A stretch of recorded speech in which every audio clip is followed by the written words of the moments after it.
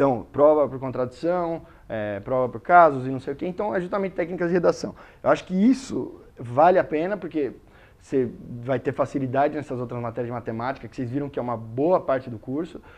E depois, isso já é conteúdo dessa disciplina, que eu não estou lembrando o nome, acho que é métodos formais na linguagem, na computação. Acho que é métodos formais no começo. E vai servir para isso. Então, você já estudou isso, você também já está estudando para uma disciplina. Então, não vai ser nem só para te facilitar no resto. Tá, e aí, bom, quando o curso é bom, legal. E quando ele não é? Por que tem curso que não funciona? Não sei se vocês já ouviram falar de cursos assim, tipo, que reprova 2/3 da turma. Vocês já ouviram falar aqui? Já ouviram falar, mas não passaram por nada disso, tá bom. Mas vocês vão passar. A ideia é que vocês passem. É por isso que eu estou falando. Então, é o seguinte, aquela história do docente, o cara é contratado por mérito de pesquisa, então às vezes o cara é bom professor, prepara aula, às vezes não. E aí o que quer dizer que não? Bom, aula não planejada, então chega lá, o que eu tenho que dar? Onde eu parei? Não sabe, entendeu? Lousa desorganizada, caligrafia ruim, o curso não segue o material de referência. Seguir um material de referência é fantástico, porque se você não entendeu nada na aula, depois você vai e você sabe o que você tem que entender. Agora, se você não sabe nem o que você tem que entender, então, quer dizer, às vezes o docente não domina o idioma português, parece brincadeira, mas tem professor aí que não fala português direito. Não, é verdade, não estou brincando. Não estou nem dizendo de sotaque, não, porque sotaque vai lá, mas estou dizendo de não falar mesmo. Então, uma coisa aqui que não é trivial é isso aqui, ó. Inconsistência de notação. Então, se o cara está ensinando uma programação linear, todo mundo usa lambda para querer dizer um negócio lá da combinação linear, e o cara usa tal. Aí você, na hora de fazer, você está estudando pelo livro, você não consegue fazer o paralelo, às vezes, entre as coisas por uma diferença de notação. Então, às vezes, atentar para isso, falar que letra que ele usa para querer dizer tal coisa. Pode parecer uma coisa idiota, né? Você fala, que diferença faz se ele usar A ou se ele usar B? Mas às vezes faz diferença. Às vezes faz a diferença se ele conseguir parear o material com o que ele está ensinando. Bom, competitividade de prova e curso, às vezes a cobra na prova mais do que ele deu, ou às vezes menos, aí é legal.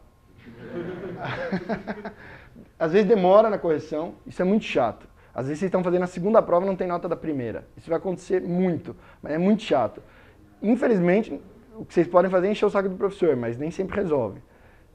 Então, quer dizer, é complicado você se planejar sem saber se você... Pô, mas quanto eu preciso tirar na tal prova para passar? É difícil, né? Sem saber, mas vai acontecer. Bom, uma coisa chata que às vezes acontece nos alunos é atitude muito passiva. Tipo, o professor está lá dando uma aula que ninguém entende nada e tá todo mundo assim. Não é? Você não concorda? Claro. Não. E o que acontece? O professor, sem ter esse feedback, ele não vai mudar nada. Ele vai continuar dando, falar, tá todo mundo entendendo, até chegar na prova, a média da sala ser 1. Mas aí já é meio, às vezes é tarde demais, às vezes o professor é benevolente e vai falar, não, então vamos fazer uma aula de revisão, vamos corrigir a prova em sala e não sei o quê. Mas não é, em geral não é o que acontece. Então o que eu acho que vocês têm que fazer? Bom, aí eu falo em trancar. Alguém sabe o que é trancamento? Já? Bom, vocês têm a possibilidade de trancar a matrícula, que vai... É como se fosse abandonar a disciplina. Consta no histórico, mas consta como trancado. Então você não vai ter uma nota para aquilo, você pode abandonar o curso de forma bonitinha. Se você largar simplesmente e não fizer a prova, você vai ficar com 0, é uma reprovação, entendeu? Isso denigre o seu histórico. Pode ou não ter impacto na sua vida, depende do que você vai fazer, mas se puder evitar. Então o que eu acho?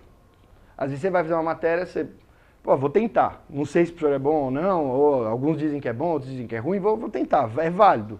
Ou você fala, acho que dou conta de 4 matérias, às vezes ou 6 e não, eu preciso diminuir. Então, tudo bem se matricular, mas fique atento para a data do trancamento. Às vezes é depois da primeira prova, costuma ser depois da primeira prova. Então, não vai dar para seguir, tranca. Não deixa. Não deixa porque vai reprovar à toa. Ou se você ficar se iludindo, não, mas eu vou tentar, vou fazer a sub, daí a sub da sub, depois a rec, não sei o quê. Em geral só vai tomar tempo de outras disciplinas e não costuma dar certo esse tipo de postura. Se na última prova você achar que for mal, você pode trancar, ela ainda não vai ser comprovada? Então, a data de trancamento geralmente é antes da última prova, ela é depois da primeira, costuma ser, entendeu? É, é um pouco assim, feeling, assim, não dá pra você... Porque senão também seria tranquilo, né? Ninguém não quer reprovar, né? Tipo, fui mal, não passei, tranquilo, tá ligado? Mas a sub, por exemplo, sub não, desculpa, REC. Vocês sabem o que é REC? Todo mundo sabe o que é REC? Todo mundo sabe que todas as matérias têm REC? Se você tirou em 3 e 5, você tem direito a fazer, tá bom. Bom, então tem uns cursos aí que são realmente do terror, acho que... não, é sério, tipo, uma coisa que, assim, eu nunca tinha visto antes, assim, sei lá, na minha experiência como estudante antes, de tipo, reprovar 2/3 da sala, assim, um negócio que, pô, e você vai falar, não é porque a sala é um monte de idiota que não consegue aprender, não é, né? Você já passou por um processo seletivo difícil e tal. Então, mas vocês vão se defrontar aí com alguns cursos, tem alguns que são manjados, que já são sabidos que são cursos assim. Alguém falou programação linear? Então, o que acontece? Esses cursos, vocês vão ter que passar, em algum momento do curso aqui do BCC, vocês vão ter que passar por eles. Então, esses daí, vale a pena planejar bem, assim. Professor, então às vezes você antecipa ou posterga a matéria em função do professor. Fazer um planejamento assim sério de fazer exercício e seguir ao longo... Porque por mais que esses cursos sejam do terror e tal, de reprova 2/3 da sala, o grande fato é, os 2/3 que reprovaram, a grande maior parte dele poderia ter passado se tivesse tido uma postura totalmente determinada. O que acontece é, os caras veem que aperta e meio que desencanam. Daí vai, vou fazer a prova pro esporte. Aí faz a prova pro esporte, só que você não vai passar. Entendeu? Então o lance é, esses cursos já saibam de antemão, já na hora de montar a grade para aquele semestre, a gente já fala, pô, não vai dar para fazer 6 matérias, sendo que uma é ProGreen. Em geral não vai dar. Entendeu? Então, se planejar para passar por esses cursos de primeira. Para não reprovar. É possível fazer isso. Então o que acontece? Na hora de planejar aí o semestre, às vezes vocês vão querer... Porque assim, o fato é, por mais que eu esteja falando e querendo e tal, evitar que vocês reprovem, em algum ponto muitos de vocês vão reprovar.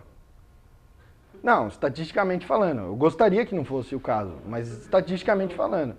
Não, e vocês acreditam que a grande maior parte de vocês nunca reprovou na vida, vocês sempre foram primeiros alunos lá e tal. Não, beleza. Aí o que acontece? Na hora que você reprova, depois você pode querer correr atrás para não atrasar a formatura. E aí você matricula em mais matérias. E aí o que é o problema? Eu acho que muitas vezes essa ideia de que vou compensar é pior, porque você matricula em 5 e você passa em 3. Se você matriculasse em 4, você passava nas 4. Então, acho que tomar cuidado com isso, acho que vale muito mais a pena planejar antes. Então, às vezes, porque o curso, por exemplo, esse curso, o prazo regular são 4 anos. Isso aqui é um curso pesado. É um curso que, eu falei, é uma minoria que se forma realmente em 4 anos. E isso não foi no meu ano. Tipo, eu pedi estatísticas pro Carlinhos, isso oscila ao longo dos anos, teve ano que foi 15% ou 20% se formou no prazo regular. Então, o que acontece? Eu acho razoável planejar para se formar em 5 anos. Mas planejar. E aí não reprovar, e aí fazer um curso legalzinho, fazer uma iniciação científica, aproveitar para dar um tapa no inglês se não tiver legal. Não, é verdade. Do que falar, não, vou tentar falar em 3 anos e meio. No ano que eu dei a primeira palestra, teve um outro palestrante também, o cara do doutorado, eu acho que ele não se formou em 3 anos e meio, mas ele estava me recomendando, assim, não, tentar se formar em 3 anos e meio, assim. Eu não conheço ninguém que se formou em 3 anos e meio, não estou dizendo que não existe, mas eu não conheço ninguém. Então, e eu acho que se você tentar fazer isso, o mais provável é que você acabe se formando em mais tempo, entendeu? Então, uma outra coisa com relação a analisar currículo e fazer planejamento é o seguinte, as matérias, em geral, elas têm a história de requisitos, formais e informais. Formais é aquele que não adianta, você não vai conseguir matrícula. Então, vale a pena olhar qual que é a questão das dependências das matérias para planejar, às vezes, de uma forma que, pô, se essa matéria, que ela é meio crítica, se eu reprovar nessa, que impacto que vai ter no meu curso? Isso necessariamente significa que eu vou atrasar 1 ano na minha formatura?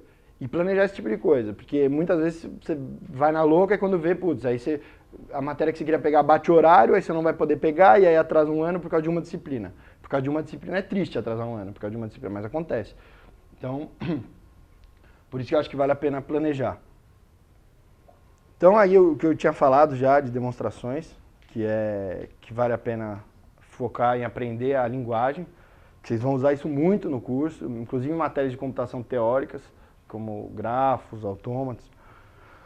Ah, uma coisa assim importante, não sei se já ouviram algum professor falar, é fácil ver que, ou já leram no livro, é trivial dele que não sei. Então, é mentira, não é trivial.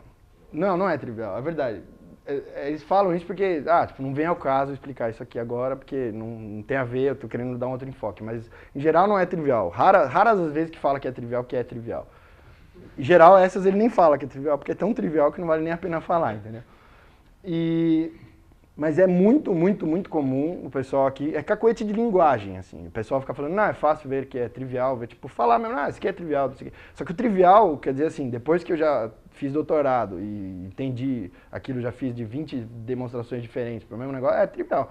Mas não quer dizer que você tem que achar trivial. Então não deixe isso abalar a sua autoestima, não se sinta, será que eu não tenho visão suficiente para entender? Não, é um cacoete de linguagem, entendeu? Então é razoável que você peça para o professor demonstrar, às vezes na hora, não vem ao caso na hora, não precisa interromper, peça ou para ele indicar uma referência. Então fala, não ficou claro para mim, onde que eu posso ver uma demonstração para isso? Então não se deixe abalar e se for indispensável para entender o contexto, vale a pena correr atrás de uma demonstração, de uma explicação.